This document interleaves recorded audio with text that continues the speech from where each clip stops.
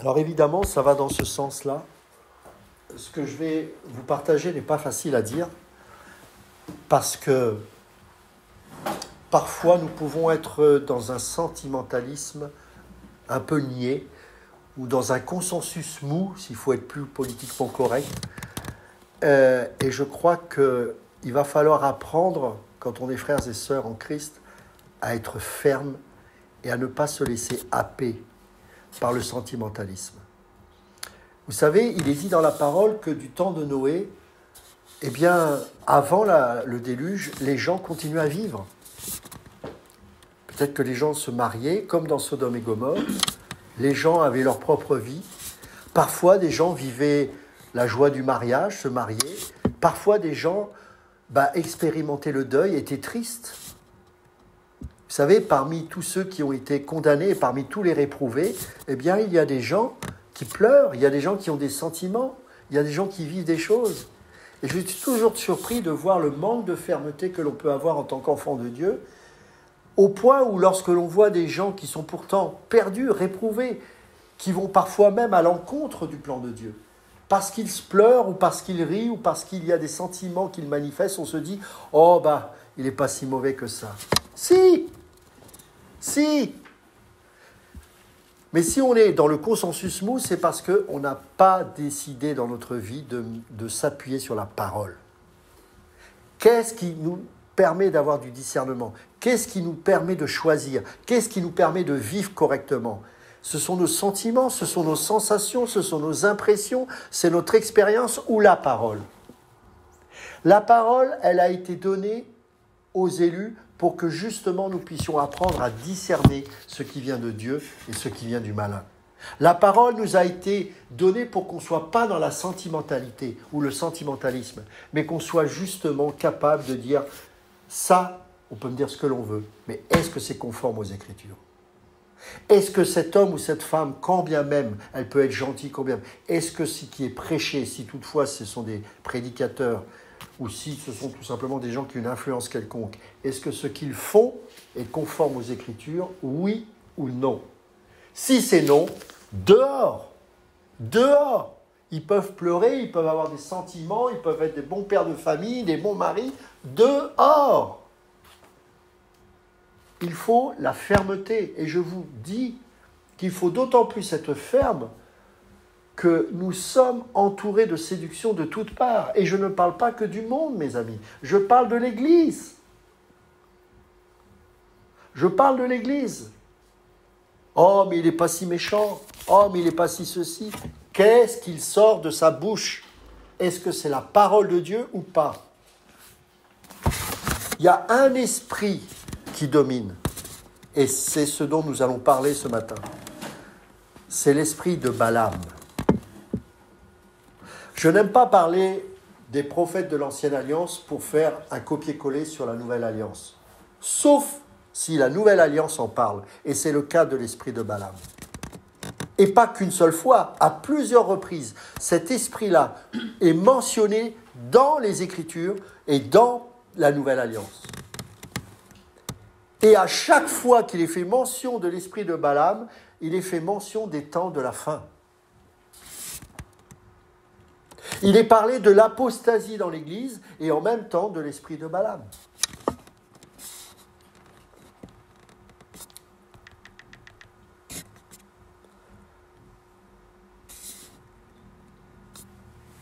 Alors, on va regarder ça en détail, si vous le voulez bien.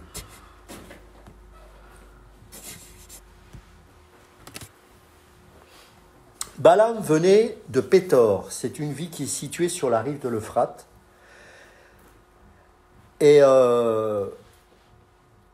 c'est près de Mari, ou Mari M-A-R-I, c'est une ville. On a découvert des preuves de l'existence d'un culte des prophètes dont les activités ressemblaient aux siennes. Donc on sait que ce que pratiquait Balaam était chose courante à cette époque. Et le fait d'avoir trouvé justement sur ce site de Mari des preuves de l'existence de ce type de culte montre bien que cette histoire est réelle. Balaam n'était pas un prophète de l'Éternel. Balaam pratiquait la magie et la divination.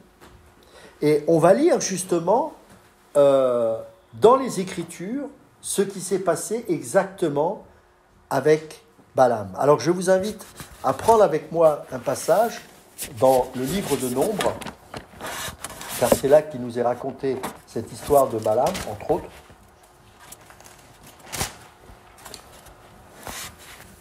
Et on va prendre à partir du chapitre 22.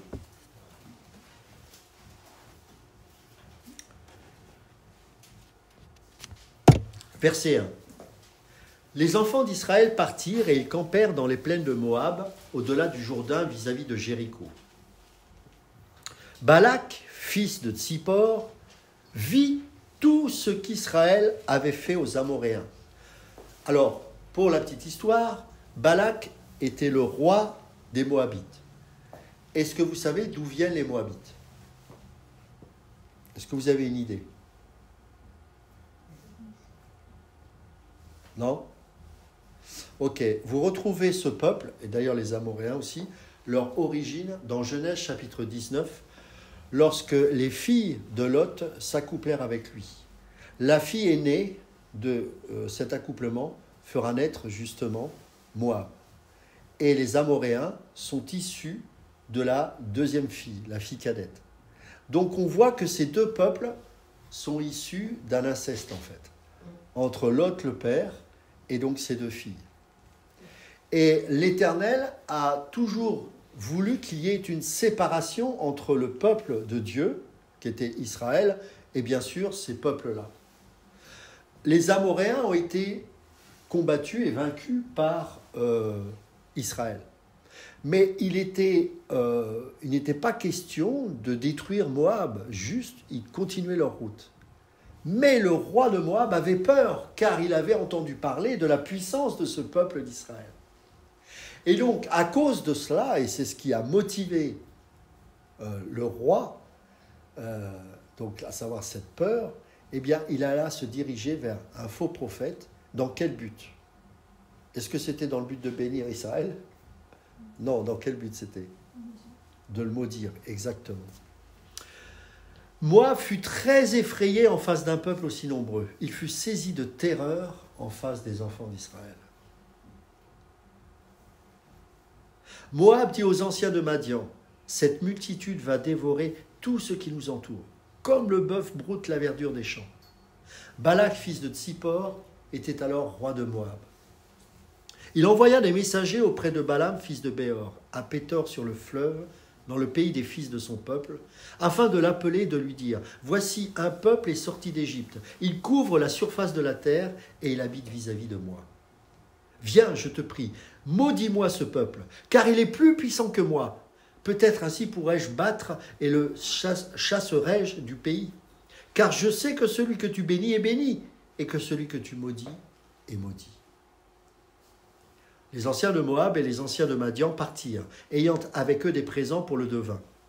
Ils arrivèrent auprès de Balaam et lui rapportèrent les paroles de Balak. Balaam leur dit, « Passez ici la nuit et je vous donnerai réponse d'après ce que l'Éternel me dira. » Et les chefs de Moab restèrent chez Balaam. Une petite parenthèse, vous allez voir lorsque vous lisez tout ce passage concernant Balaam, que Balaam dit de Dieu qu'il est l'Éternel.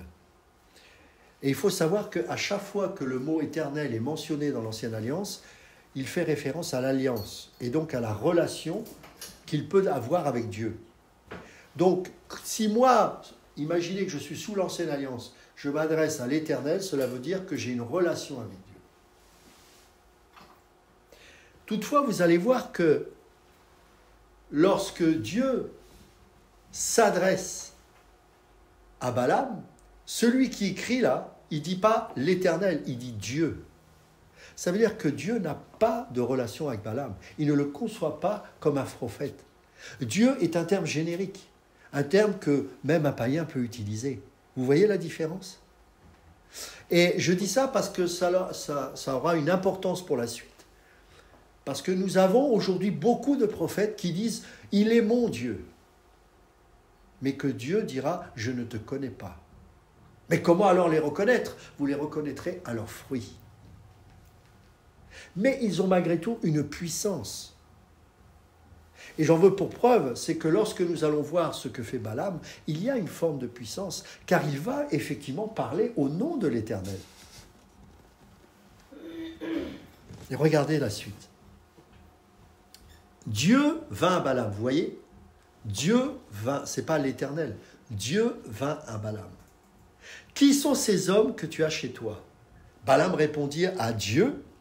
Balak, fils de Tsippor, roi de Moab, les a envoyés pour me dire, voici un peuple est sorti d'Égypte et il couvre la surface de la terre. Viens donc, maudis-le, peut-être ainsi pourrais-je le combattre et le chasserai-je.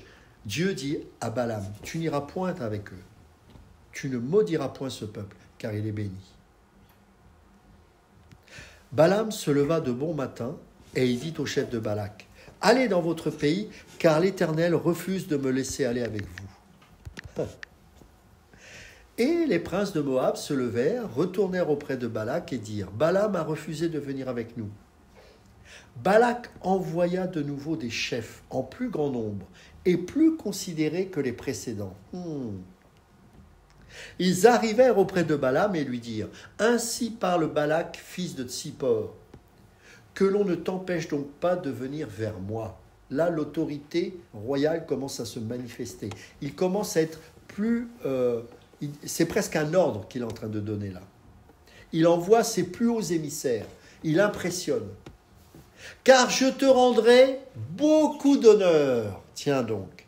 Et je ferai tout ce que tu me diras. Vous imaginez un roi qui s'adresse ainsi à un prophète? Viens, je te prie. Maudis-moi ce peuple. Balaam répondit et dit aux serviteurs de Balak, quand Balak me donnerait sa maison pleine d'argent et d'or, je ne pourrais faire autre chose, ni petite, ni grande, contre l'ordre de l'Éternel, mon Dieu. Ça paraît sincère ce qu'il dit là. C'est beau. Un prophète normal parle ainsi. C'est super. En fait, c'est faux. C'est totalement faux.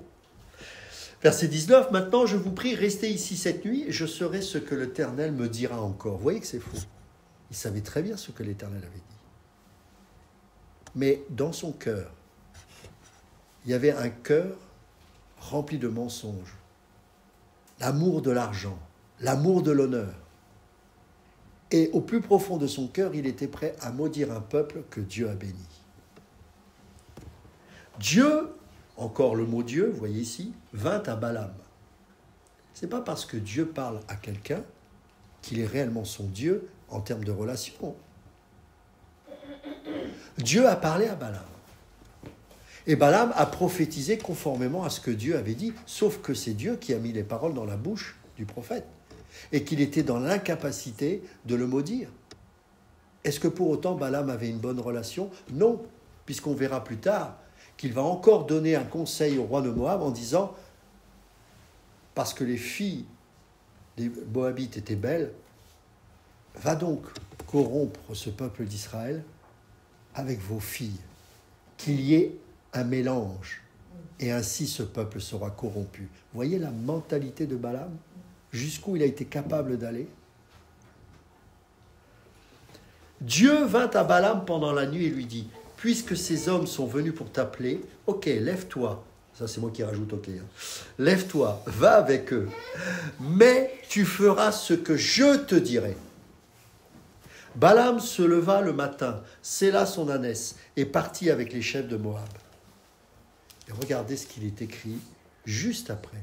La colère de Dieu s'enflamma. Tu lui as dit d'y aller et la colère de Dieu s'enflamme. C'était pour éprouver son cœur. C'était pour éprouver son cœur. Ce prophète est un réprouvé parce qu'il n'a jamais eu le désir d'obéir à la volonté de Dieu. Il était en colère, il l'a testé et il a vu que son cœur était impur, mais il le savait bien évidemment. La colère de Dieu s'enflamma parce qu'il était parti et l'ange de l'Éternel se plaça sur le chemin pour lui résister. Voyez jusqu'où ça va? Balaam était monté sur son ânesse et ses deux serviteurs étaient avec lui. Je passe ce passage où l'âne va parler et en fait, parce que en fait, l'âne va voir l'ange de l'Éternel, il refuse d'aller plus loin et donc Balaam, qu'est-ce qu'il fait? Il le frappe. Et donc l'âne se met à parler en fait, c'est Dieu qui parle au travers de la bouche de l'âne et il dit, mais ne t'ai-je pas toujours servi? Pourquoi tu me frappes ainsi? Et donc, le Seigneur lui ouvre les yeux et il voit effectivement l'ange de l'Éternel lui faire barrage. Mais, regardez ce qui va se passer. Verset 34. Balaam dit à l'ange de l'Éternel, « J'ai péché, car je ne savais pas que tu étais placé au-devant de moi sur le chemin. Et maintenant, si tu me désapprouves, je m'en retournerai. » Je voudrais juste qu'on aille un peu plus en profondeur avec ça. Ce prophète, il reçoit des choses de la part de Dieu. On verra plus tard que non seulement il ne va pas maudire le peuple, mais il va le bénir conformément à ce que Dieu avait décrété sur ce peuple. Il désobéit, mais en même temps, il dit « j'ai péché ». Donc, si on n'a pas de discernement, on peut y voir les caractéristiques d'un enfant de Dieu. Il parle de la part de Dieu, il ne maudit pas le peuple, il désobéit, mais il semble se repentir. Vous voyez ce que je veux dire? Le discernement, mes amis, ce n'est pas quelque chose à prendre à la légère. Vous pouvez, j'en parlerai parce que la Nouvelle Alliance fait référence à cet esprit de Balaam qui règne dans l'Église. Vous avez des gens qui parlent au nom de l'Éternel, qui disent des choses justes de la part de l'Éternel. Vous avez des gens qui sont à côté de la plaque, je parle des hommes de Dieu, hein, et qui se repentent. Oh, mais quel homme de Dieu, il se repent. Le discernement doit nous faire aller au-delà des apparences. Au-delà même de ce qui semble être pourtant dit et qui est conforme à la parole de Dieu. C'est pour ça que sans le Saint-Esprit, on ne peut pas discerner ces choses. Il faut avoir une réelle relation avec Dieu. Il faut avoir un esprit pointu qui se développe dans la prière et dans la connaissance de la parole de Dieu et qui va nous permettre de voir si derrière les apparences, cet homme est véritablement un élu de Dieu ou pas. Même si cet homme dit de Dieu qu'il est l'Éternel, il faut être capable de savoir, est-ce que Dieu dit, je suis juste Dieu par rapport à toi? Ça, il n'y a que l'esprit, parce que Paul dira, l'esprit sonde tout. Ce n'est pas avec l'intelligence. Parce que la séduction, elle est là, mes amis. Ce n'est pas voir quelqu'un qui prêche la part de Dieu et qui fait n'importe quoi. Là, c'est facile pour nous d'analyser et de juger. Parce qu'on voit ce qui se passe dans le cœur de Balaam. On voit qu'il y a ce dialogue entre lui et Dieu. Mais imaginez, on est de l'extérieur, on voit ce prophète, il parle, il dit des choses de la part de Dieu, il bénit le peuple de Dieu, il se repent lorsqu'il est à côté de la plaque parce qu'il veut assister pour prophétiser, etc. Ça, c'est les choses extérieures que l'on voit. Et à cause de ça, on se dit, c'est un homme de Dieu, c'est un prophète, et en avant Guingamp. Et on se laisse imposer les mains, et on prie, alors que cet homme est un sataniste. Vous m'entendez ? Balaam est un sataniste. Il est un voyant, pas un voyant dans le sens prophète de Dieu, un véritable voyant. Et on est tellement peu affûtés, les chrétiens, qu'on a des satanistes introduits dans les ministères qui imposent les mains aux gens et on dit c'est un homme de Dieu parce qu'il parle de la part de Dieu. Mais vous savez qu'un sataniste peut dire des choses qui sont en conformité avec la parole. Vous avez des satanistes qui font des miracles. C'est ce que Jésus dira dans Matthieu chapitre 7. Et pour autant, ils ne sont pas de Dieu. Alors comment les reconnaître? On va y aller doucement. Parce qu'on se doit de les reconnaître. Et parfois, ça fera mal. Parce qu'il peut y avoir des attachements d'âme avec ces personnes. Il faudra trancher. Et c'est là où on fait la différence entre celui qui suit la parole ou celui qui suit son affect. C'est très important ce que je vous dis. Parce que nous sommes en plein dedans aujourd'hui, mes amis. En plein dedans. Et les réseaux sociaux n'aident pas dans ce sens. Regardez. L'ange de l'Éternel dit à Balaam, verset 35, « Va avec ces hommes. Va, allez, vas-y. Mais tu ne feras que répéter les paroles que je te dirai. Vous savez, hein, Dieu n'est pas impressionné par un sataniste. Il peut lui faire plier le genou. Il peut lui faire dire des choses de sa part. Parce qu'il est Dieu, mes amis. Parce qu'il est Dieu. Parce que le peuple qu'il a choisi, il l'a décrété comme étant béni. Parce que c'est Dieu qui décrète les choses. Et quand Dieu décrète les choses, eh bien, personne, je dis bien personne ne peut s'opposer à cela. Aujourd'hui, nous sommes le peuple de Dieu. Nous sommes bénis de Dieu. Tout ce que les autres peuvent dire, ils peuvent vous maudire, ils peuvent dire, ça n'a aucun effet, ça n'a aucune valeur. Ça n'aura de l'effet que si vous y croyez. Ce n'est pas de la magie, c'est parce que à partir du moment où vous y croyez, vous allez vivre en fonction de vos croyances, tout simplement. Et donc vous serez effectivement maudit, parce que dans votre tête, vous aurez eu la foi en ce qui a été dit, alors que ce n'est pas de Dieu. Pourquoi ? Parce que le peuple de Dieu est béni. Et c'est pour ça qu'il nous est demandé de ne pas maudire, mais de bénir, parce que nous sommes un peuple béni qui proclamons la bénédiction. Alors la bénédiction, c'est pas n'importe quoi. Hein. C'est pas je te bénis alors que l'autre il fait n'importe quoi. C'est pas ça. C'est d'amener les gens à celui qui bénit au-dessus de tout. La bénédiction pour nous, ce n'est pas d'agréer celui qui fait le mal.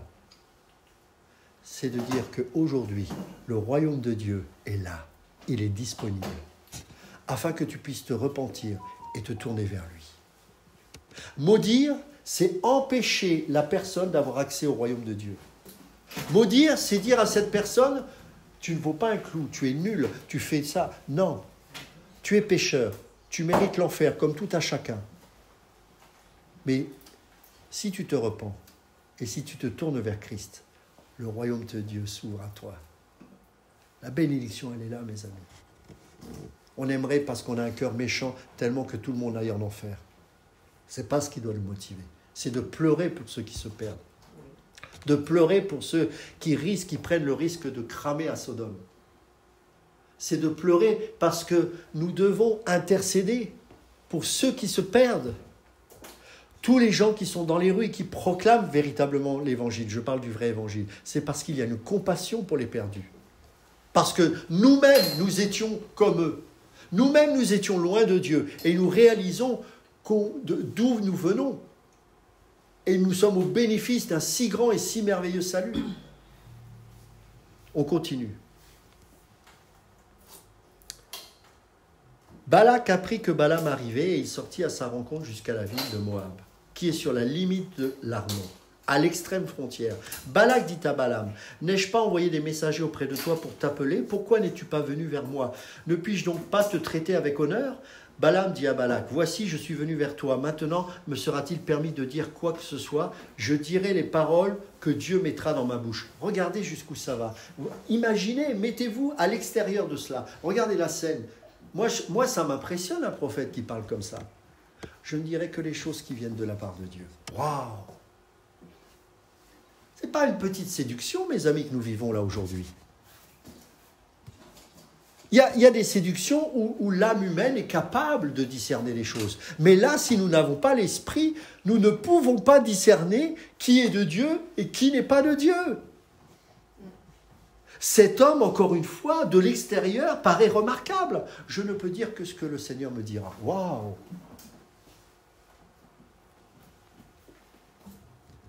Balaam alla avec Balak et ils arrivèrent à Kiriath Hutsot. Je passe.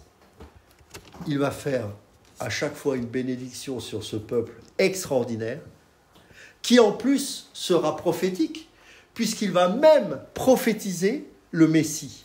Je le cite. Il n'aperçoit, verset 21, ça c'est quand il se met à bénir Israël, je parle de Balaam, il n'aperçoit point d'iniquité en Jacob, il ne voit point d'injustice en Israël, l'Éternel son Dieu est avec lui, il est son roi, l'objet de son allégresse, Dieu les a fait sortir d'Égypte, il est pour eux comme la vigueur du buffle, l'enchantement, écoutez bien, alors que c'est un enchanteur puisque c'est un voyant. L'enchantement ne peut rien contre Jacob, ni la divination contre Israël.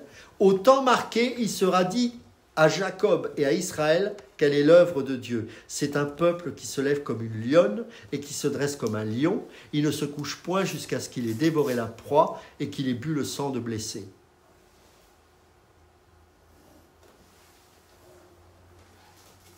Regardez ce qu'il va dire précédemment aussi au verset 7. Verset 9, on voit. Je le vois du sommet des rochers, je le contemple du haut des collines. C'est un peuple qui a sa demeure à part et qui ne fait point partie des nations. Qui peut compter la poussière de Jacob et dire le nombre du quart d'Israël? Que je meure de la mort des justes et que ma fin soit semblable à la leur. C'est des passages extraordinaires. Un peu plus loin, parce qu'à plusieurs reprises, Balak va lui dire, mais c'est pas possible, je t'ai dit de le maudire et tu te bénis à chaque fois. Et à chaque fois, dans sa folie, Balaam va revoir l'Éternel et à chaque fois, il va essayer de... Parce qu'il aimerait dire du mal, mais il ne peut pas parce que c'est la bouche de Dieu qui parle au travers de lui. Il est empêché de le maudire. Ça ne vient pas d'un cœur pur. Balaam ne le fait pas de son plein gré. Sinon, il n'insisterait pas comme ça. Pourquoi il insiste? Parce que Balaam veut l'argent, parce que Balaam veut les honneurs.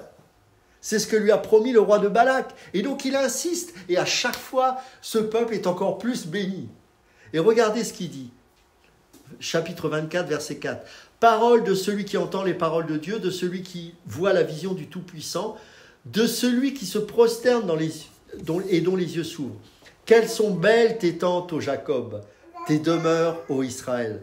Elles s'étendent comme des vallées, comme des jardins près d'un fleuve, comme des aloès que l'Éternel a plantés, comme des cèdres le long des eaux. L'eau coule de ses eaux et sa semence est fécondée par d'abondantes eaux. Son roi s'élève au-dessus d'Agag et son royaume devient puissant, etc., etc., etc. Et regardez ce qu'il est dit au verset 9. Il ploie les genoux, il se couche comme un lion, comme une lionne. Qui le fera lever? Béni soit quiconque le bénira et maudit soit quiconque le maudira. Et là, la colère de Balak s'enflamme. C'est pour maudire mes ennemis que je t'ai appelé. Et voici, tu les as bénis déjà 3 fois. C'est-à-dire que 3 fois, il est béni. Fuis maintenant, va-t'en de chez toi. J'avais dit que je te rendrais des honneurs, mais l'Éternel t'empêche de les recevoir. Quand Balaam répondit à Balak, et n'ai-je pas dit au messager que tu m'as envoyé, quand Balak me donnerait sa maison pleine d'argent et d'or, je ne pourrais faire de moi-même ni bien ni mal contre l'ordre de l'Éternel. Je répéterai ce que dira l'Éternel. Là encore, c'est extraordinaire. C'est que de l'extérieur, quand vous entendez ce prophète, vous dites, mais chapeau bas. Chapeau bas. Alors qu'en fait, il est en train de résister à Dieu. Il est en train de résister à Dieu. Alors, pour la dernière fois, je crois que c'est la dernière fois, il va continuer, il va donc prophétiser. Et là, regardez, il va prophétiser le Messie. Ça va loin, hein? Verset 17. Je le vois, mais non maintenant. Je le vois, mais non maintenant. Je le contemple, mais non de près. Un astre sort de Jacob. Un sceptre s'élève d'Israël. Il perce les flancs de Moab et il abat tous les enfants de Seth. Il se rend maître d'Édom. Il se rend maître de Séir. Ses ennemis, Israël manifeste sa force. Celui qui sort de Jacob règne en souverain. Il fait périr ceux qui s'échappent des villes. Il annonce le Messie. La venue du Messie était tellement certaine que Dieu va jusqu'à utiliser un prophète du diable pour annoncer au travers de sa bouche et confirmer la prophétie de la venue du Messie. Vous imaginez? Pour montrer que cette venue du Messie est certaine. Elle est certaine. Mais encore une fois, c'est très difficile de l'extérieur de discerner si cet homme est un prophète de Dieu ou un prophète de Satan. Et pourtant, nous, évidemment, en regardant les Écritures, nous savons qu'il n'est pas de Dieu. Et sous la Nouvelle Alliance, ce qui est très intéressant, c'est qu'à chaque fois qu'il est parlé de cet esprit de Balaam, il est parlé de la fin des temps et de l'apostasie. Regardez. On va prendre 2 Pierre chapitre 2. C'est un passage qui m'a vraiment saisi. 2 Pierre chapitre 2. C'est un passage très fort de l'apôtre Pierre. Ce que j'aime beaucoup chez Pierre, c'est qu'il avait vraiment compris dans le temps dans lequel il se trouvait. Et il avait ce côté très prophétique de ce qui allait advenir par la suite. 2 Pierre chapitre 2, à partir de verset 1. Écoutez bien ceci. Il y a eu parmi le peuple de faux prophètes. Et regardez, il y aura de même parmi vous,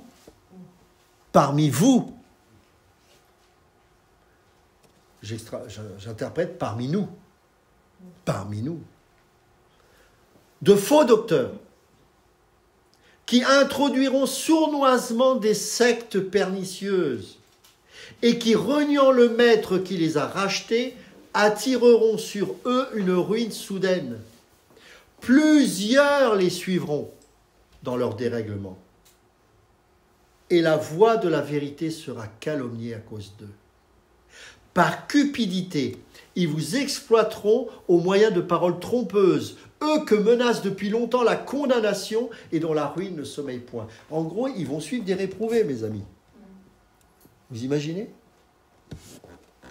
Car si Dieu n'a pas épargné les anges qui ont péché, mais s'il les a précipités dans les abîmes de ténèbres et les réserve pour le jugement, s'il n'a pas épargné l'ancien monde, mais s'il a sauvé 8 personnes, dont Noé, ce prédicateur de la justice, lorsqu'il fit venir le déluge sur un monde d'impies, s'il a condamné à la destruction et réduit en cendres les villes de Sodome et de Gomorrhe, les donnant comme exemple aux impies à venir, et s'il a délivré Lot le juste, profondément attristé de la conduite de ces hommes sans frein dans leur dérèglement, car ce juste qui habitait au milieu d'eux tourmentait journellement son âme juste à cause de ce qu'il voyait et entendait de leurs œuvres criminelles.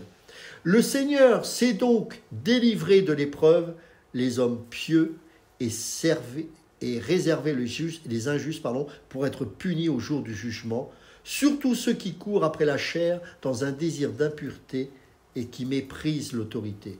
Regardez la suite. Audacieux et arrogants. Ils ne craignent pas d'injurier les gloires.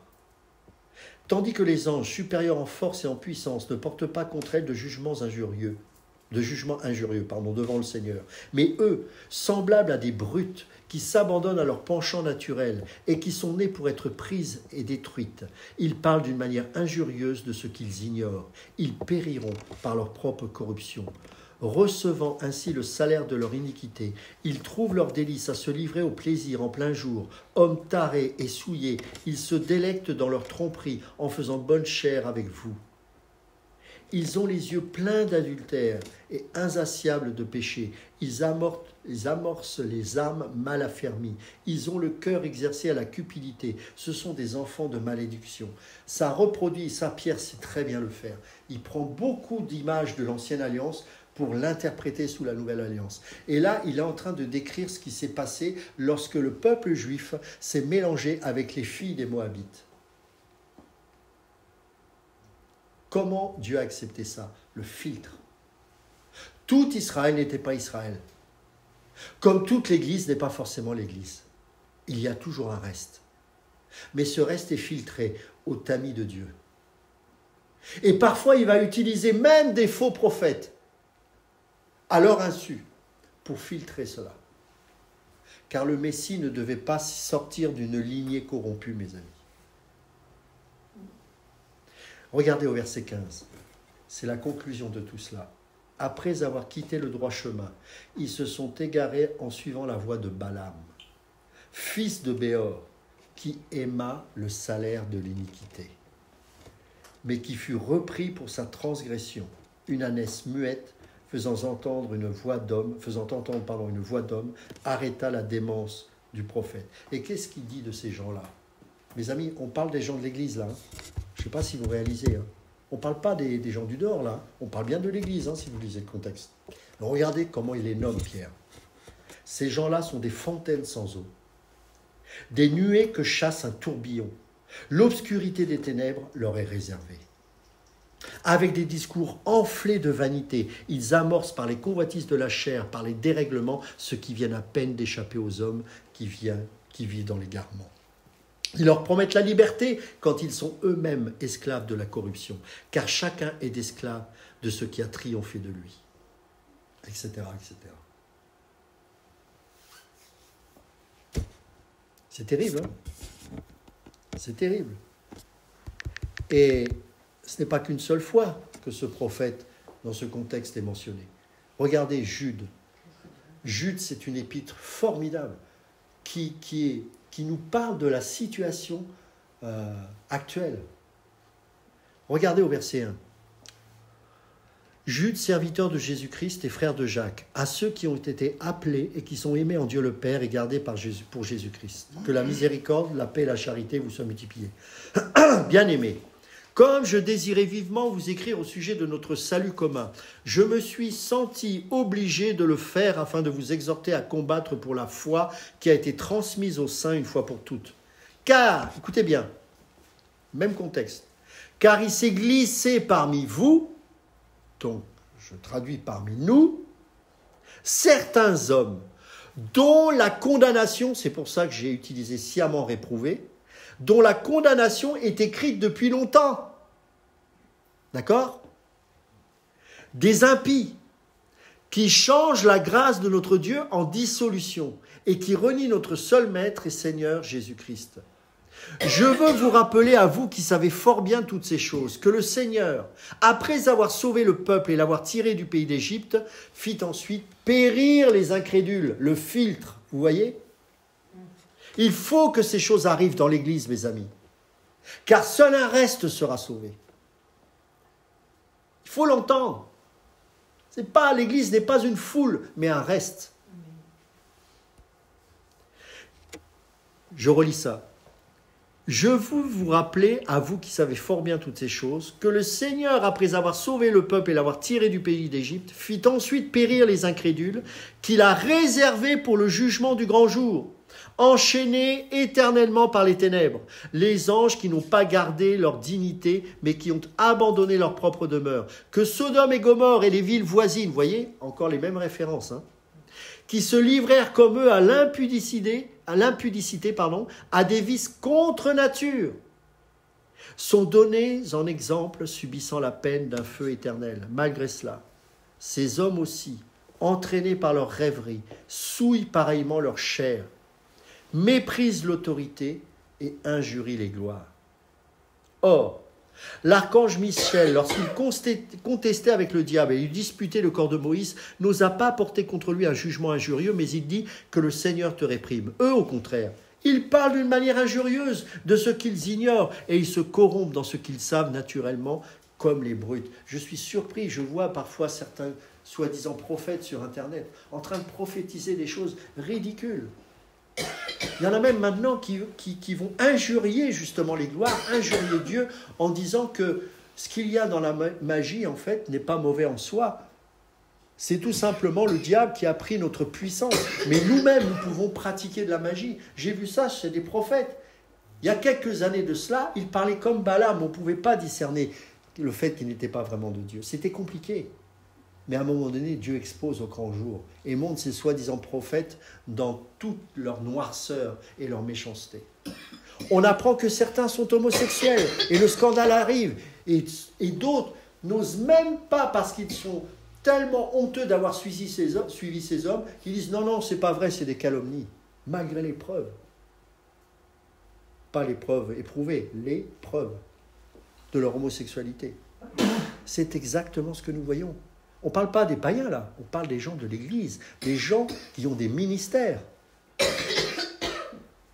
Ce n'est pas eux qui me désolent, c'est le peuple. Mais il faut que ces choses arrivent pour que le filtre s'actionne, pour que le reste sorte, pour que le meilleur nectar soit là. Car c'est un reste que Jésus sauvera. Pas une multitude.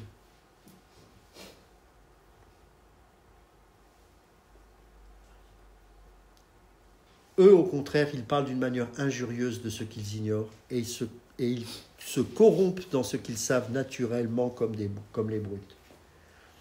Malheur à eux, car ils ont suivi quoi ? La voie de Caïn, Ils se sont jetés pour un salaire dans l'égarement de Balaam.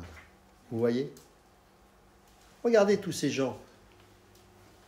Ils ont des costumes sur eux qu'ils portent qui correspondent à plus d'1 mois de salaire pour la majorité d'entre nous. Mais les gens sont là, ils disent « Ah, homme de Dieu ». Eux, ils s'enrichissent et eux continuent de s'appauvrir et ils aiment ça. C'est normal. Il faut que ces choses arrivent. Encore une fois, c'est le filtre qui est en action. C'est le filtre. Ne soyez pas tristes. Il faut que ces choses arrivent parce que Dieu est juste.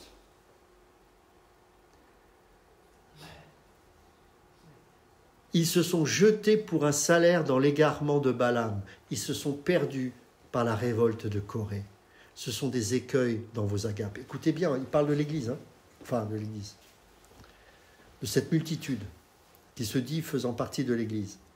Faisant impunément bonne chère, se repaissant eux-mêmes. Ce sont des nuées sans eau, poussées par les vents, des arbres d'automne sans fruits, 2 fois morts, déracinés. Des vagues furieuses de la mer, rejetant l'écume de leur impureté. Des astres, vous imaginez comment il les mentionne? C'est comme des démons, hein, des astres errants, auxquels l'obscurité des ténèbres est réservée. C'est donc des réprouvés, hein, est réservée pour l'éternité. C'est aussi pour eux qu'Enoch, le 7e depuis Adam, a prophétisé en ces termes. Voici le Seigneur est venu avec ses saintes myriades, pour exercer un jugement contre tous et pour faire rendre compte à tous les impies parmi eux de tous les actes d'impiété qu'ils ont commis et de toutes les paroles injurieuses qu'ont proférées contre lui des pécheurs impies. Vous verrez de plus en plus de scandales arriver, mes amis. Mais ils ne perdront aucun de leurs fidèles. Surprenant. Vous verrez de plus en plus de scandales de ces hommes et de ces femmes. Mais ils auront toujours une multitude de fous. Pourquoi ? Parce qu'ils sont leurs représentants légaux. Tout simplement. Parce qu'ils les représentent. Ils représentent leurs péchés, ils représentent leurs vices, ils représentent ce qui est caché dans leur cœur. Ils sont exposés au travers de leurs prophètes. Et c'est pour ça que lorsque ces choses arriveront, vous devez vous réjouir, car ça veut dire que le filtre est en train de s'actionner pour que bientôt le Seigneur vienne chercher son Église pure et sans tache, celle du reste.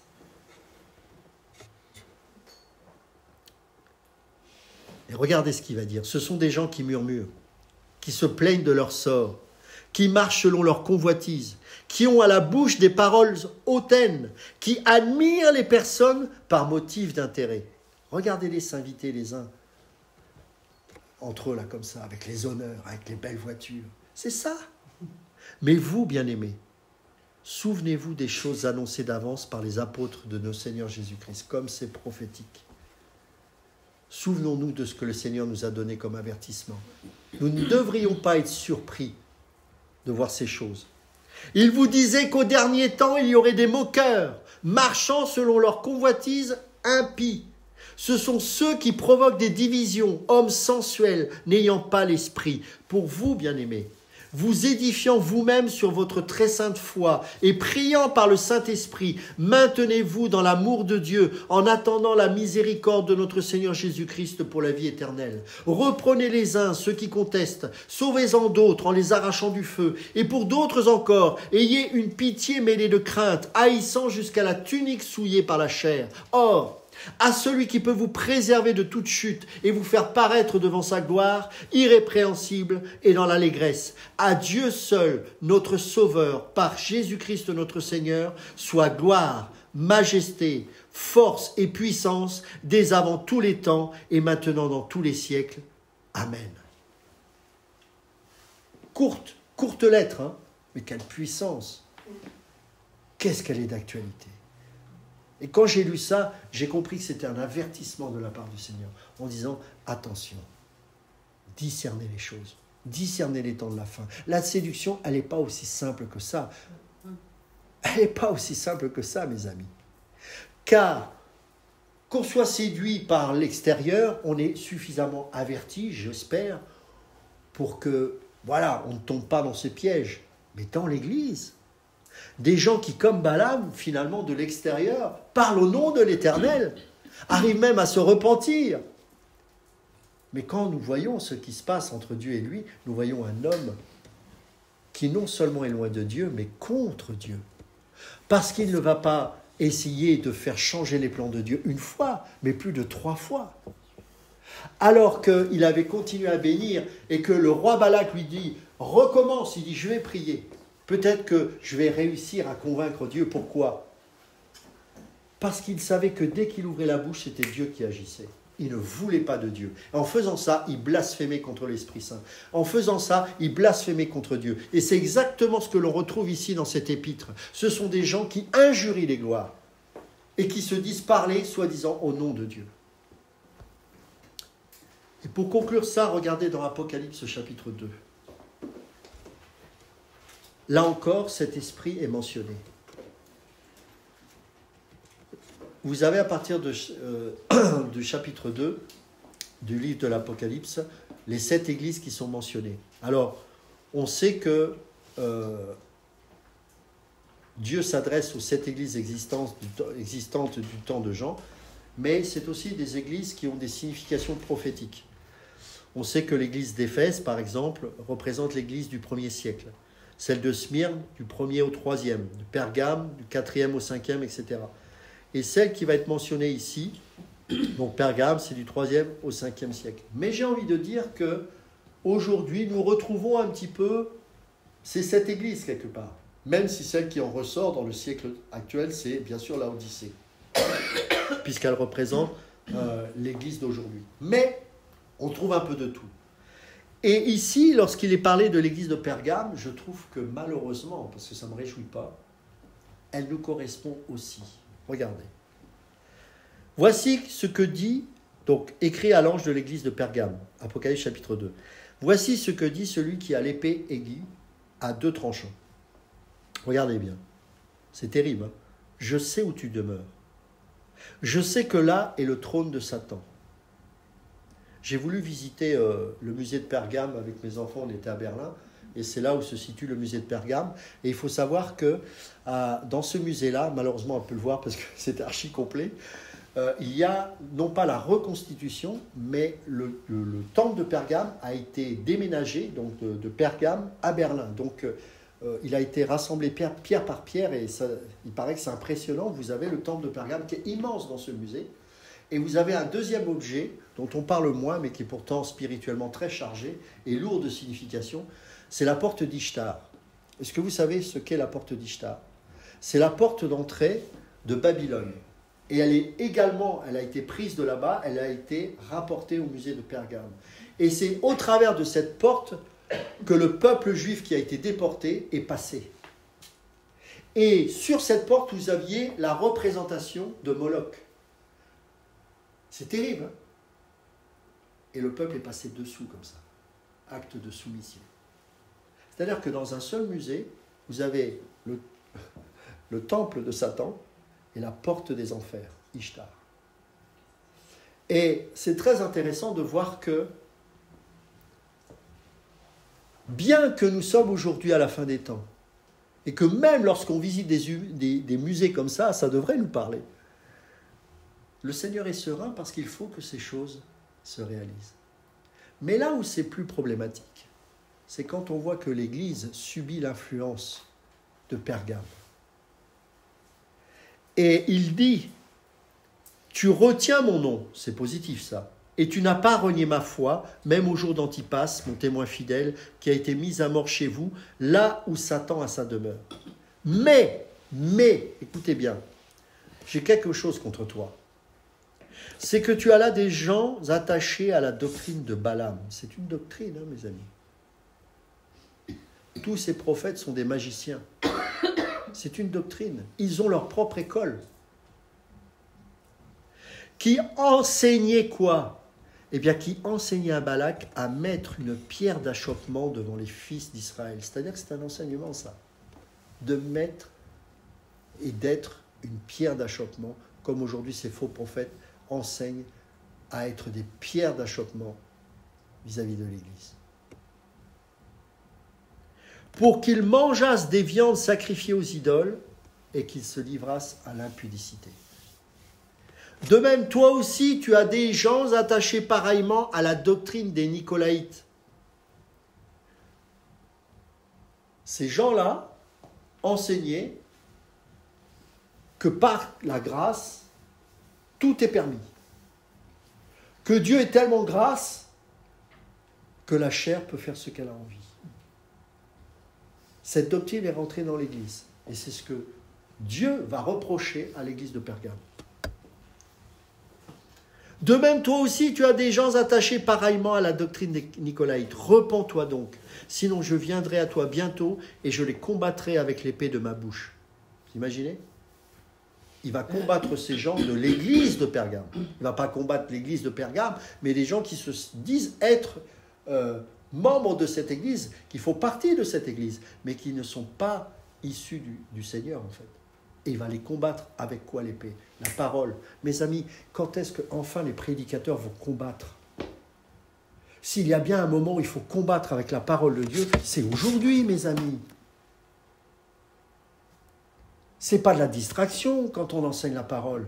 Il faut combattre, il faut reprendre, il faut dire ça c'est faux, ça c'est vrai, ça c'est du péché, ça c'est bon, ça c'est de Dieu, ça c'est pas de Dieu. Il faut être courageux. Un enseignant n'est pas là pour se réaliser ou se faire plaisir parce qu'il parle bien. Il est là et il sait qu'il prend un risque tous les jours, qu'il peut peut-être perdre sa vie, qu'il peut peut-être être moqué, qu'il peut justement avoir 15 ou 10 personnes, mais qu'il sait que malgré tout, il veut être une lumière, un phare. Enfin, c'est Christ qu'il est bien évidemment, mais qu'il veut mettre Christ en avant et qu'il doit combattre les Nicolaïtes. Et ils sont pléthores aujourd'hui, mes amis, les Nicolaïtes, ils sont pléthores. De même, toi aussi, tu as des gens attachés pareillement à la doctrine des Nicolaïtes. Repens-toi donc, sinon je viendrai à toi bientôt et je les combattrai avec l'épée de ma bouche. Que celui qui a des oreilles entende ce que l'Esprit dit aux églises. À celui qui vaincra, je donnerai de la manne cachée et je lui donnerai un caillou blanc. Vous voulez pas de la manne cachée ? Vous voulez pas d'un caillou blanc ? Et sur ce caillou est écrit un nom nouveau que personne ne connaît, si ce n'est celui qui le reçoit. Ces gens-là ne connaissent pas le nom qui est au-dessus de tout nom. Il ne leur a jamais appartenu. Jamais. C'est pour ça que je dis toujours, peu importe le nombre d'années de conversion, 1 an, 10 ans, 20 ans, 30 ans, un siècle, sois un étudiant de la parole. Replonge-toi dans les Écritures. S'il y a des choses où tu étais à côté de la plaque, c'est pas grave, on se remet à jour. C'est comme un logiciel. Allez hop, on met un nouveau logiciel. Il n'y a rien de nouveau, hein, la parole reste la même, mais on revient aux sources des Écritures. Les fondements de la parole. Vous savez ce que faisait l'Église des premiers siècles ? Vous seriez surpris de l'enseignement. C'est pas ce que l'on croit. En fait, dans l'Église, le lieu de rassemblement, qui était dans un premier temps le samedi, ils évangélisaient. C'est tout ce qu'ils faisaient. Ils prêchaient la croix, la croix, la croix. C'est ce que dira Paul dans 1 Corinthiens, chapitre 2 et 3. Je ne vais pas lire, on n'a pas le temps, mais vous pourrez lire et là vous comprendrez. Parce que beaucoup de gens, mais qu'est-ce que ça veut dire le message de la croix ? En fait, Paul, il évangélisait dans l'Église. Et ensuite, le lendemain et tous les jours quotidiennement le soir, il les enseignait. Mais dans l'Église, parce qu'il savait qu'il y avait de tout, l'Église de Corinthe, on le voit bien, hein, c'était vraiment tout et n'importe quoi, mais donc il savait que dedans, les 3/4 n'étaient pas convertis. 3/4 venaient par curiosité, attirés par la puissance, par les miracles, d'autres par la sagesse, mais bref, et donc il enseignait la croix, c'est ce qu'il dira dans 1 Corinthiens chapitre 2 et 3. Et ça faisait fuir les gens, mes amis. Parce que les Juifs cherchent le miracle, et les Grecs philosophes cherchent la sagesse. Pas la croix. Pas d'entendre que nous sommes pécheurs et que nous méritons l'enfer, mais que Dieu est mort. À tel point, c'est que les empereurs et tous ceux qui étaient athées, quand ils regardaient l'Église, ils disaient « il prêche un mort ». Vous savez pourquoi ils disaient qu'il prêche un mort ? Parce qu'ils prêchaient la croix, la croix, la croix, la croix, la croix. Et on disait « mais ils pensent qu'à la mort, c'est pas possible ». Parce que pour eux, c'est une malédiction. Ils évangélisaient, mes amis, parce que Paul savait pertinemment qu'il fallait d'abord prêcher l'évangile pour le salut des âmes. Et ensuite, les élus se manifestaient. Et là, ensuite, dans les jours de la semaine, il les enseignait. 4 heures, 5 heures, des fois toute une nuit. Au point, il y en a un dans le livre des Actes, on voit qu'il est tombé de sommeil. C'est ça l'Église, mes amis. C'est pas le temps de la rigolade. Je vous le dis sincèrement. Et quand j'ai regardé ça, c'était il y a 2 jours, le Seigneur m'a réveillé tôt le matin et j'ai lu ça. Je vous assure, j'ai tremblé. Je vous assure, j'ai tremblé. Parce que c'était plus... parfois, je peux être un peu en colère. Ou un peu. Là, j'avais peur, dans le sens où je dis, mais que vont devenir toutes ces âmes ? Ce sont des tombeaux ouverts. Que vont devenir toutes ces âmes ? Tous ces faux pasteurs, tous ces faux prédicateurs qui font partie de la séduction finale, de l'apostasie finale, les esprits de grenouilles qui sont là en train de séduire toute la terre et qui fait que, où sont les justes ? Et parfois les justes se réfugient dans des dénominations, dans des bocaux, dans des trucs comme ça. C'est bien joli tout ça. Mais c'est plus le moment d'avoir peur. Utiliser les réseaux sociaux pour prêcher la vérité, pour enseigner, ce n'est pas un problème. Il faut que la vraie parole soit là. Dieu a choisi ce moyen de la prédication. C'est comme ça, pour que les élus puissent se rassembler et se préparer pour le retour du Seigneur. Amen.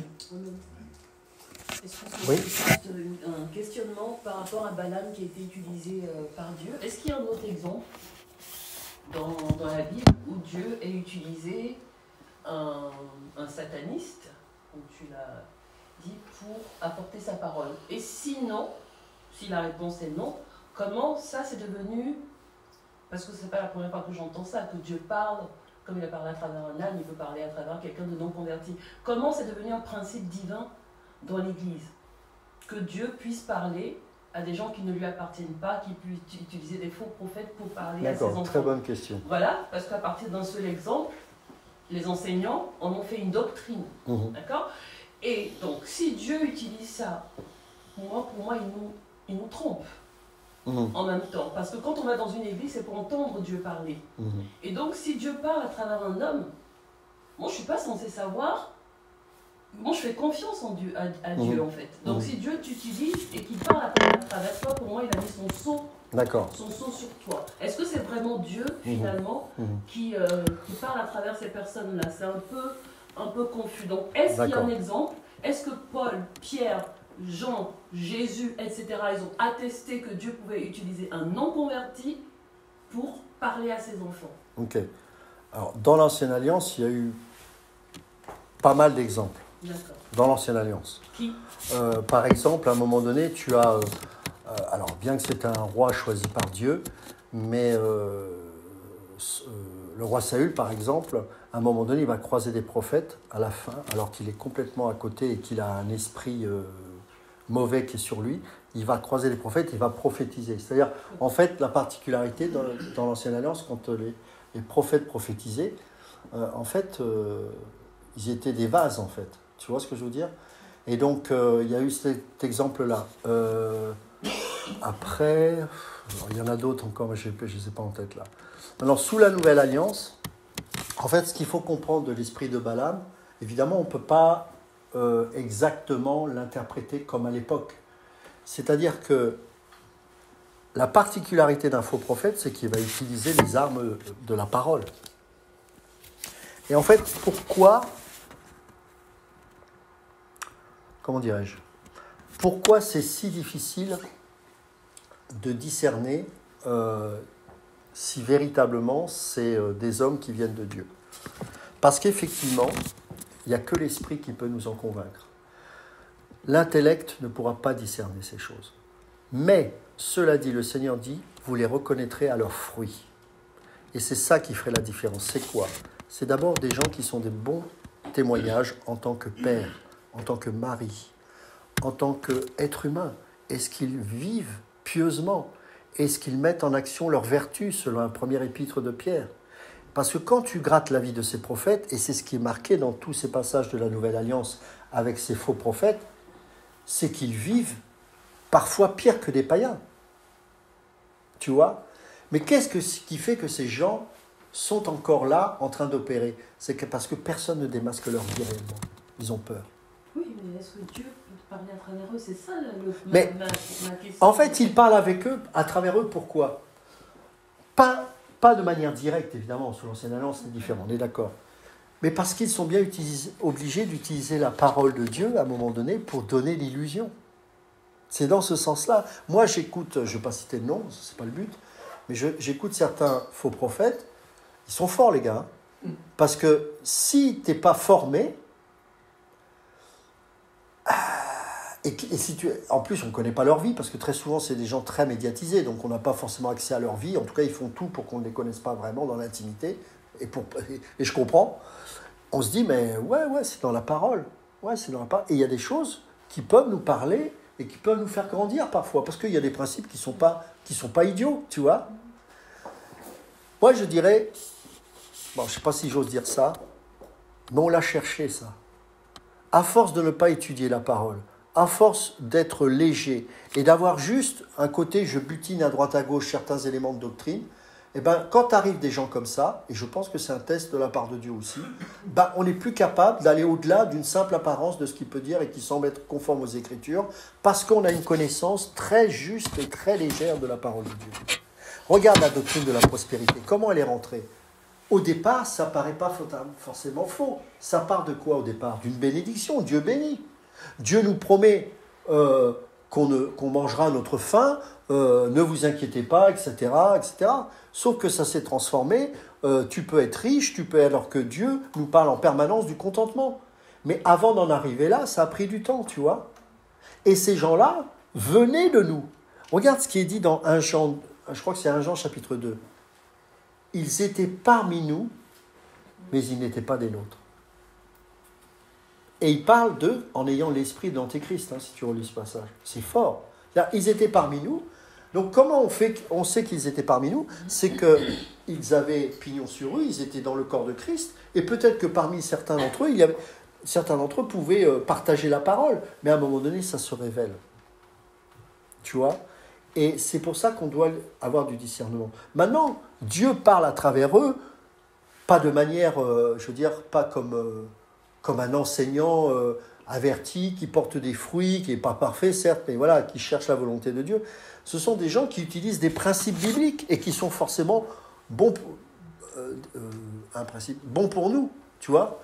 Mais quand tu creuses un peu, tu t'aperçois, ou quand tu vas un peu plus loin dans leur enseignement, tu vois bien qu'il y a quelque chose qui ne va pas. L'esprit de Balaam, en fait, c'est quoi? Cet homme n'a jamais enseigné Dieu. C'est un voyant. Et lui, en fonction de l'argent que tu y mettais, comme un peu les Madame Zirma d'aujourd'hui, il te proclamait des oracles.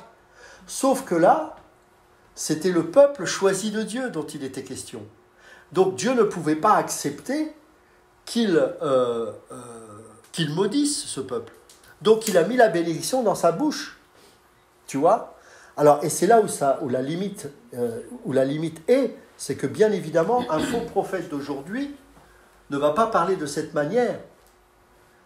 Mais, sous la Nouvelle Alliance, ils utilisent ces hommes de Dieu, le Seigneur utilise ces exemples-là, ou ces auteurs des Écritures utilisent cet exemple-là pour nous montrer qu'il existe des hommes qui ont des vêtements en apparence de brebis, mais qui sont des véritables loups à l'intérieur, et que ces gens, sous couvert de christianisme, sont là et sont mandatés de la part de l'ennemi pour perdre, si c'était possible, le peuple de Dieu. D'accord. Non, vas-y. Oui, justement, ça j'avais compris, mais c'est parce que tu avais dit que Dieu pouvait parler à travers ces personnes-là, même aujourd'hui. Parce qu'en fait, ça va au-delà de la parole. Ça veut dire que si Dieu peut leur parler, d'accord, pour nous toucher, alors que ce n'est pas des convertis. Donc Dieu peut les utiliser pour nous guérir. Dieu peut. Non. Voilà, donc, du coup, alors, on ne sait plus qui et qui. En fait, c'est ça. Alors, le problème, c'est que je suis obligé de prendre des exemples tellement précis. Bon, c'est pas grave. Non, mais je ne veux pas rallonger. Non, mais c'est une bonne question parce qu'il faut qu'on l'entende. Parce le que problème, très souvent, on a déjà entendu, par exemple, quand on a découvert que tel homme était un sorcier, et il y a quelqu'un qui dit, mais moi, il m'a quand même guéri. L'autre dit, oui, mais Dieu peut l'utiliser quand même pour te guérir parce que tu as la foi. Ouais. Et donc, ça ne change pas le compte. Alors, la guérison, je ne suis pas trop d'accord avec ça. Moi, je pense que ce n'est pas la guérison, c'est les transferts. Mais bon, c'est autre chose. S'ils ne sont vraiment pas de Dieu. Alors, je vais prendre un exemple. Un jour, que je considère comme un faux prophète, cet homme a eu une expérience forte avec Dieu, et je ne pense pas que c'était du cinéma. Il a pleuré publiquement en disant qu'il était à côté de la plaque et que ce qu'il faisait offensait le cœur de Dieu. Ça avait touché toute la communauté chrétienne. Voilà. Sauf que depuis, il est pire qu'avant. Je suis désolé. Et ce qu'il prêche est encore pire que ce qu'il prêchait. Parce que quand je l'ai entendu au début, même moi, j'adhérais quelque part. Donc, Dieu ne va pas à l'encontre de ses principes. Un païen qui respecte les choses de Dieu, ben, il en aura des bénéfices, si tu veux. Quand cet homme parle avec cet esprit de repentance au départ, je suis convaincu que ça a touché plein de gens. Et Dieu a parlé, j'en suis sûr. Tu vois ? Après la suite, ben voilà. Donc ça, c'est un exemple précis, vous voyez ? Mais il y en a plein d'autres comme ça, hein. J'en ai connu. Moi, personnellement, j'ai connu quelqu'un qui, franchement, a dit des choses où je savais que c'était vraiment Dieu qui parlait de manière forte. Et pourtant, cet homme est devenu, mais pas pire qu'un païen, mais il fait des choses terribles. Et c'est vrai que c'est mystérieux pour moi. Et en fait, c'est comme si le Seigneur me dit, Ludo, qu'est-ce que tu crois ? On n'est pas chez les bisounours. La séduction, c'est pas un jeu. Mais, et c'est la bonne nouvelle, c'est que même si on fait des erreurs, peut-être que certains d'entre vous avez expérimenté ce genre de choses, on est tous gardés par la main de Dieu. Tous. C'est pour ça que l'Esprit nous donne ce discernement. Sinon, il n'y aurait aucune chance. C'est pour ça que être chrétien, c'est spirituel. Parce que sans l'Esprit, on ne peut pas discerner. De la même manière qu'on ne peut pas vivre notre foi chrétienne sans l'Esprit, on ne peut pas discerner ces choses-là. Ça n'empêche pas que Dieu peut parler parfois, parce qu'il fait ce qu'il veut. Maintenant, je préfère qu'il parle avec des vrais hommes de Dieu, ça c'est sûr. On est d'accord. Mais ça peut arriver. Oui. Paul et Silas, quand ils passaient, ils ont vu l'homme qui utilisait le magicien. La magie, oui. Elimas. Voilà. Donc, et l'esprit qui était dans cette femme-là a commencé à prophétiser. Merci, je n'avais pas pensé à ça. A commencé à prophétiser. Mais ça, ce sont les vrais enfants de Dieu. C'était vrai. C'était vrai, et puis c'était la vérité. Ce sont des vrais enfants de Dieu. Et Paul va intimer l'ordre à ce que l'esprit puisse la quitter. Et c'est comme ça qu'on va le mettre aussi en prison. Et pourquoi il l'a fait taire ? C'est ça la question qu'il faut se poser. Parce qu'il avait ce discernement que c'était pour enorgueillir l'apôtre Paul, pour qu'il soit élevé, et c'est pas ce que voulait Paul. Oui. Et donc il a dit tais-toi. Et donc dans ces choses-là, là aussi il faut du discernement. Il faut du discernement. Tout en disant la vérité. Tout en disant la vérité. Et à la croix, il y avait combien ? Il y avait 2 personnes, 2 brigands à côté de Jésus. Et l'autre, qu'est-ce qu'il a écouté ? Il a écouté l'évangile. Il n'a jamais été baptisé, il n'a rien fait, mais il a cru à la parole. Il a dit, Seigneur, ne m'abandonne pas. Et le Seigneur a dit, aujourd'hui même, tu seras avec moi. Donc, c'est un ensemble. Hein? C'est un ensemble. C'est un ensemble. Et ce brigand-là, il a été, on en parlait avec Raphaël hier, oui. C'était notre passage, il a été le premier sauvé. Ouais, oui, c'est ça. C'est ça. Le premier sauvé, c'était lui. Oui. C'est vrai. C'est vrai. Très juste. Comment tu vois ça, c'était reprenez les uns ceux qui contiennent, d'accord ? Sauvez-en d'autres en les arrachant au feu. Comment tu comprends ça ? Le feu, c'est le jugement. Sauvez-en d'autres en les arrachant. Non. Regarde le contexte. C'est quoi le contexte ? Sodome. Quelle est la particularité de Sodome et Gomorrhe ? Ils ont été jugés par le feu. Donc en fait, ils ont... Alors, en les arrachant au feu. C'est ça. Explique-moi. Alors, l'analogie, elle est là. En fait, quand... Aujourd'hui, là, comment je peux sauver Oui, c'est ça. Ok. Eh bien justement, c'est exactement ça. C'est que, alors, je vais juste faire un parallèle. Donc, comment Lot est sorti du jugement du feu de Sodome? Oui. Par les anges. Oui. Comment, toi, tu peux faire sortir du feu des gens qui vont être jugés par la prédication et par la vérité? Et c'est tout l'enjeu de cette prédication, c'est qu'il faut dire la vérité. Quand quelqu'un est un faux prophète, à chaque fois, vous avez quelqu'un qui va vous dire « faut pas juger ». Vous savez ça? Eh bien, si. Faut pas soupçonner quelque chose qui n'est pas vrai, dans le sens où on condamne quelqu'un, on n'a même pas suffisamment d'éléments. Mais on est là pour trancher. Alors évidemment, attention à ça, c'est pas non plus condamner tout le monde, c'est parce qu'après ça va être pris dans l'excès, c'est n'importe quoi après. Mais c'est de dire, non, ça, je suis désolé, c'est pas dans les Écritures. Les Juifs de Bérée, ils vérifiaient tous les jours si ce que Paul disait était vrai. Ils prenaient pas ça pour argent comptant, ils vérifiaient. Quand je vous dis quelque chose, Léna, elle prend des notes, voilà, il faut vérifier, elle me pose des questions. Alors, comment tu interprètes ça? C'est pas prendre pour argent comptant. Parce que le problème de ces prophètes, c'est qu'on ne vérifie pas leur dire. C'est ça le problème. Oui. Il y a un jour un monsieur qui a dit, parce qu'il défendait la fessée, bon c'est un Africain, je veux dire la chicotte, voilà, et il a dit que Jésus avait été frappé dans la Bible. Ouais. Et les gens ont applaudi. Et moi, j'étais en train j'ai vu ça sur Internet, je dis, mais j'ai même eu un doute, je dis, mais où Jésus a été frappé? Voilà, dans la Bible. Par sa mère. Marie a chicoté Jésus. Ça, c'est la phrase. Donc, les gens ne sont pas allés vérifier, ils ont applaudi. Et ils vont prendre ça pour argent comptant. Et quand ils vont rentrer à la maison, au lieu de réfléchir avant de taper leurs enfants, ils taperont encore plus parce que Jésus a été tapé. Mais il y a pire que ça. Ouais. C'est un bon exemple que tu cites là. Il y a pire que ça. Il y a encore plus subtil. Il pourrait utiliser, mais Jésus a été frappé et humilié dans Isaïe. Si on regarde bêtement, on dit « Ah ben oui, c'est dans les Écritures ». Mais non, mais interprétons les Écritures correctement. Donc c'est pour ça qu'il faut l'enseignement. Mais lui, il a bien dit Marie. Oui, non, mais en supposant qu'il n'ait pas dit Marie, ça pourrait être subtil comme ça. Mais il a été frappé. Ah oui. Et là, c'est lui. Moi, j'ai entendu des prédicateurs une fois, quelqu'un, j'étais à côté de lui, je l'ai entendu.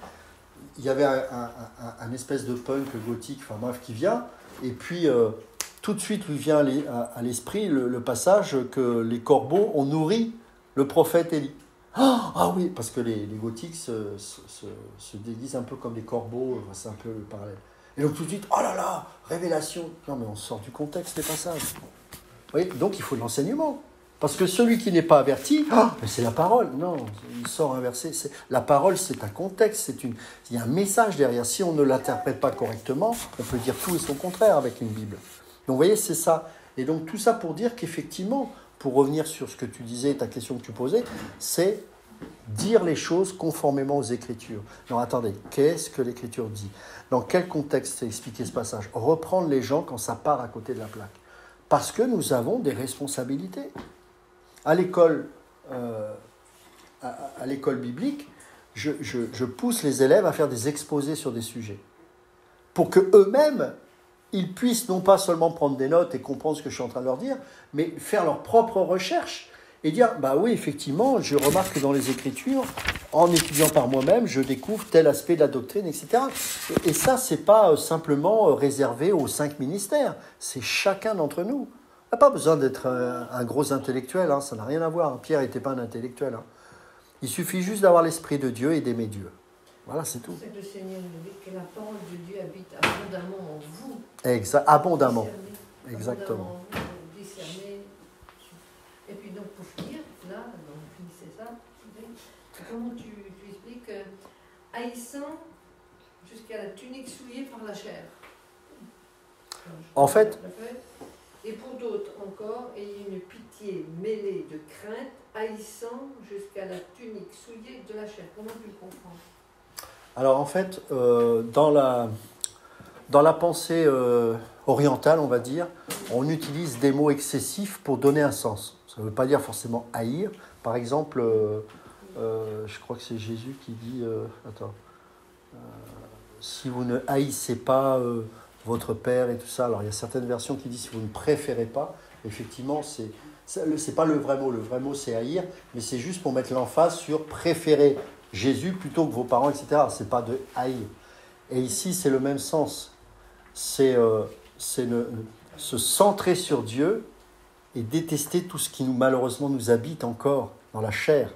Toutes ces choses qui nous tirent vers le bas. Qu'on soit tenté. Voilà, c'est tout. Oui, c'est Voilà. ça. Parce qu'en fait, il s'adresse à tout ce qui est séduisant pour nous. Voilà. Bah, il fait bien, lui. Oui, mais lui. Tu vois? Ouais, c'est ça. C'est bon? Oui. Bruno, tu veux prier?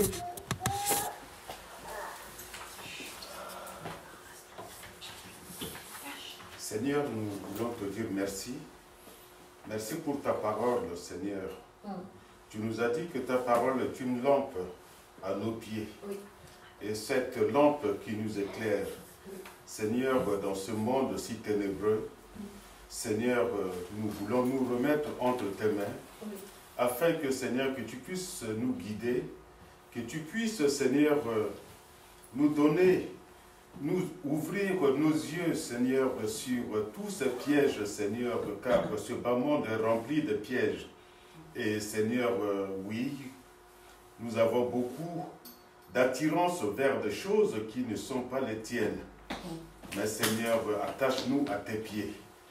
Apprends-nous, Seigneur, à être à l'écoute de ta parole, afin que, Seigneur, que nous puissions marcher sur la voie que tu as tracée pour tout un chacun de nous. Seigneur Jésus, nous prions pour tous ceux qui t'ont tourné le dos, tous ces rétrogrades, Seigneur, tous ceux, Seigneur, qui sont perdus, tous ceux qui ne te connaissent plus, tous ceux, Seigneur, qui n'entendent plus parler de toi, Seigneur, qui sont dans le ténèbre, Seigneur Jésus. Nous prions pour que, Seigneur, que tu puisses les éclairer, que tu puisses mettre des hommes et des femmes sur leur chemin pour leur apporter ta parole, ta bonne parole, cette parole qui délivre. Seigneur Jésus, nous te disons merci. Nous prions aussi, Seigneur, pour notre pays, afin que ce pays, Seigneur, puisse être éclairé, afin que, Seigneur, que les autorités que tu as établies dans ce pays, Seigneur, puissent être à l'écoute de ta parole. Seigneur Jésus, nous prions aussi pour la paix, car la paix ne viendrait nulle part ailleurs que par toi. Et c'est toi seul, Seigneur, qui puisse nous apporter cette paix, d'éloigner toute crainte au fond de nous, car tu nous as déjà promis que tu serais avec nous jusqu'à la fin. Seigneur Jésus, nous te disons merci. Nous remettons tous ceux qui souffrent, Seigneur, dans divers lieux, des hôpitaux entre tes mains. Nos pensées vont vers Bernard, Seigneur, devant. Oui, Seigneur, c'est ton serviteur, touche-le, guéris-le, Seigneur. Et nous remettons aussi, Seigneur, tant d'autres entre tes mains. Et les jours à venir t'appartiennent, Seigneur Jésus. Et nous remettons les jours de cette semaine entre tes mains. Béni soit ton nom, Seigneur. Et ce projet, Seigneur, de nous réunir ici tous les vendredis afin de te prier, de te louer, de te glorifier, Seigneur, oui, nous remettons cela entre tes mains. C'est toi qui amènes, c'est toi qui attires tes enfants vers toi. Nous remettons tout cela entre tes mains, Seigneur. Et Seigneur, là où le local que tu as choisi, Seigneur, pour nous, nous remettons cela entre tes mains, Seigneur. Tu nous dirigeras, Seigneur. Tu apporteras, Seigneur, les uns et les autres vers le lieu choisi afin que nous puissions avoir un local qui chauffe, un local qui est bien, que tu as déjà choisi pour nous, et à un moindre coût, dans le puissant nom de Jésus-Christ, Seigneur, nous t'avons prié. Amen. Amen. Amen. Merci.